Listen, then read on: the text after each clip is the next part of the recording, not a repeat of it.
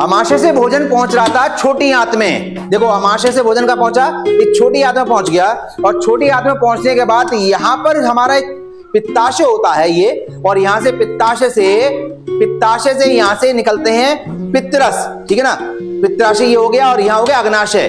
पित्ताशय और अग्नाशय से निकलते हैं, इससे पित्तरस निकलता है और इससे निकलता अग्नाशय रस।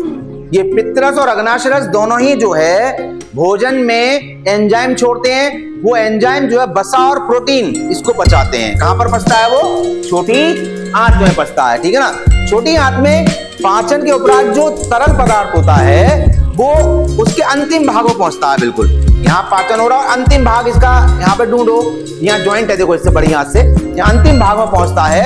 और फिर उसके बाद जो पचा हुआ भोजन है उस अंतिम भाग में पहुंचने के बाद उसमें जो पोषक पदार्थ होते हैं वो अवशोषित हो जाते हैं, ठीक है ना। इस पूरी प्रक्रिया को क्या कहते हैं? अवशोषण कहते हैं। छोटी आंत में भोजन पहुंचा, वहां पर पित्ताशय से और अग्नाशय से पित्तरस और अग्नाशय रस पहुंचे, और उनसे जो एंजाइम थे उन एंजाइम ने वहां वसा और प्रोटीन का क्या कर दिया? पाचन कर दिया।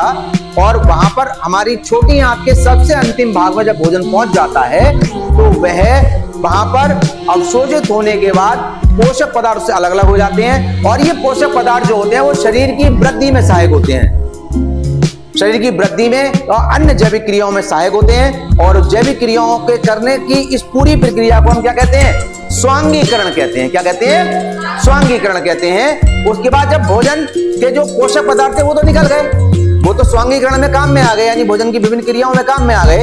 उसके बाद जो अनुपयोगी भाग रह गया, उसका जो काम में नहीं आया, वो पार्ट जो है पहुंच जाता है बड़ी आंत में यहाँ, और बड़ी आंत से घूमता हुआ इसमें कुछ जल आके मिलता है, और वो जल आके फिर पहुंच जाता है मलाशय में, और वहां मलाशय में वो अप्रयुक्त पदार्थ इकट्ठा हो जाता है और समय समय पर वो मल द्वार के द्वारा बाहर निकलता रहता है, ठीक है ना। ये पूरी प्रक्रिया है मानव के पाचन तंत्र की।